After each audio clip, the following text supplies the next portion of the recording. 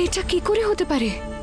প্রথমে ওই গাছের ডাল ভেঙে পড়া, তারপর পাখাটা হাওয়ায় আটকে যাওয়া। আরে কাজ করতে এসছি রে, তোর বাপের চাকর নয় যে যা খুশি তাই বলবি। আরে বাহ রে বাহ, একে তো নতুন এসেছো, জিনিস দেরি করে এনেছো, তার উপর মেজাজ দেখাচ্ছ। আরে নতুন বলে কি আমার প্রাণ নিবি নাকি রে? আমি কিন্তু কারুর গরম কোনোদিন সহ্য করবো না, প্রথমেই বলে দিলাম। দাদা এখানে বিয়ের কাজ ধরেছে?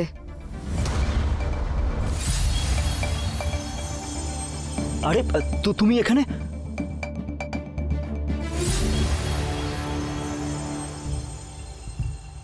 আর এই ফ্যানটা এখানে পড়ে, এটা এটা কি? প্রেম, প্রেম, এই আওয়াজটা কিসের? হ্যাঁ, এ কি?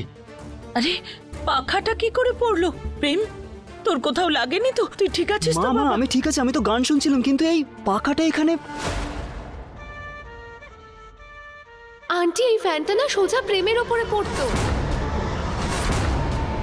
আমি ঠিক সময় চলে এলাম বলে বেঁচে গেল। মহাকালের অশেষ কৃপা বাবা, যে তোর কিচ্ছু হয়নি। আরে তিলক, এই তিলক তুই কখন লাগালি? আরে এটা তিলক নয় মা, এটা তো আবিরের দাগ, এখনো মোছেনি কপাল থেকে। মনে হচ্ছে যেন সোমবারের ব্রত পালন করেছো তুমি। তাই তো বিয়ের আগেই স্বামীর উপর আসা সংকট জানতে পেরে গেছো তুমি। আমি তো শুধু এইটুকু ভেবেই খুশি হচ্ছি আন্টি যে আমি ঠিক সময় এসে গেছি।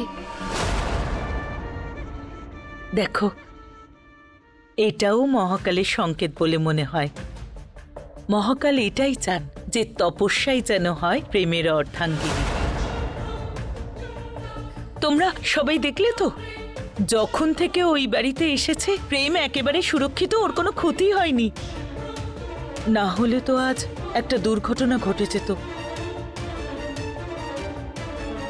আমি তোমাকে বলেছিলাম না যে তপস্যাই হলো সেই মেয়ে, যে প্রেমের রক্ষক। কে জানে বাবা, এই রক্ষক না ভক্ষক, আসলে প্রেমকে বাঁচিয়েছে নাকি নিজেই পাখাটা ফেলেছে। কি দরকার এই মা ছেলের মধ্যে ঢোকার? প্রেম, শুনলে? তুমি এত উপযুক্ত মেয়েকে বিয়ে করতে রাজি হচ্ছিলে না, এখন আর কোনো দোলাচল নেই তো মনের মধ্যে? কিন্তু বাবা, হতেই পারে মনে যদি কিছু থাকে সেটা দূর করো, কারণ এখন তোমার বিয়েটা শুধুমাত্র তপস্যার সঙ্গেই হবে।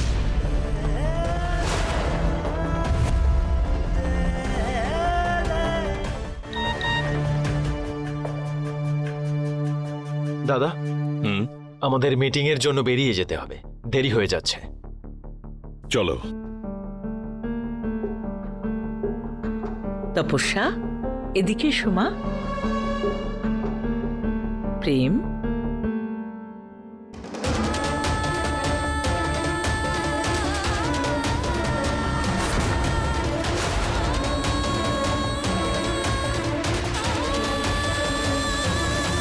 জয় শ্রী মহাকাল।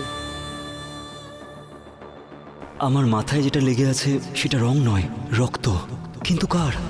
ওর তো কোনো আঘাতই লাগেনি, তাহলে আর কি আমার রুমে এসেছিল?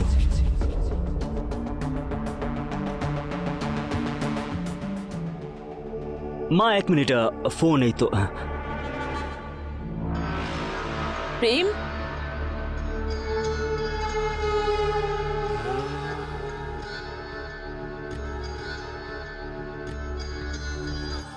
দীর্ঘজীবী হও মা।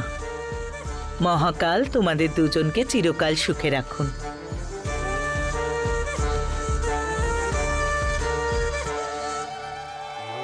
দারুণ তপস্যা, একটা মিথ্যে বলে সবার মন জয় করে নিলি তো।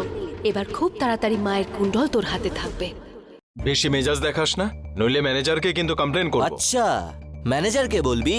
এক্ষুনি দেখাচ্ছি মজা। এই কলার ছাড় বলছি। ছাড়বো না আমি। ম্যানেজারের কাছে যাচ্ছিস যখন সব কথা বলবি, ওকে ভালো করে বুঝিয়ে দিবি অক্ষয়টাকে। দাঁড়াও প্লিজ, দাঁড়াও। তুই তুই এখানে কি করছিস? দাদা চলো এখান থেকে। দাদা, তুমি কাজের সময়ও নেশা করে ওই আছো। বেশি মা হওয়ার চেষ্টা করিস না, তোর দাদা আমি। তুমি কি জানো যে বাবা এখন হাসপাতালে? মা তোমাকে কখন থেকে ফোন করার চেষ্টা করছে, তুমি ফোনও ধরছো না। এসো আমার সঙ্গে।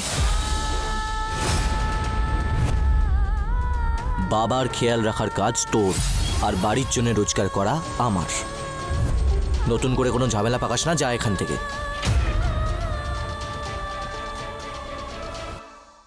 ওই ছেলেটা কে ছিল? কিভাবে মেয়েদের সাথে কথা বলতে হয় সেটাও জানে না। দাঁড়াও দেখাচ্ছি ওকে। না না না, তার কোনো দরকার নেই। আমার দাদা হয়, অক্ষয় দা। ওনা আসলে এরকম নয়, শুধু একটু দুশ্চিন্তায় আছে সেই জন্য। এই রক্ত, এই আঘাতটা কিভাবে লাগলো তোমার?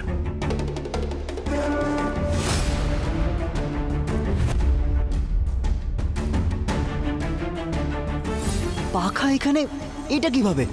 ও, তুমি তাহলে আমাকে প্রাণে বাঁচিয়েছিলে। কোনো ব্যাপার না, কিছু হয়নি আমার। কি কি কিছু হয়নি মানে এটা কি? এত রক্ত বেরোচ্ছে, দেখতে পাচ্ছ না?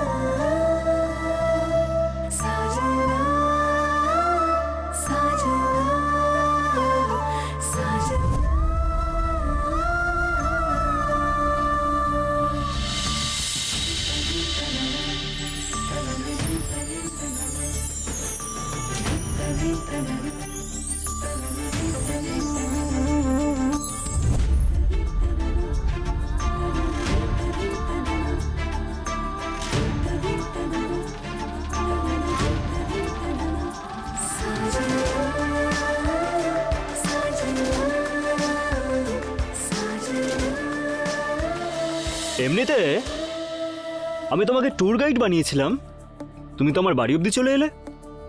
উদ্দেশ্যটা কি তোমার? বলেছিলাম না আমি, একবার যদি কোনো মেয়ে প্রেমকে জেনে ফেলে তাহলে সে প্রেমের থেকে দূরে থাকতে পারবে না। মিস করছিলে তো আমাকে?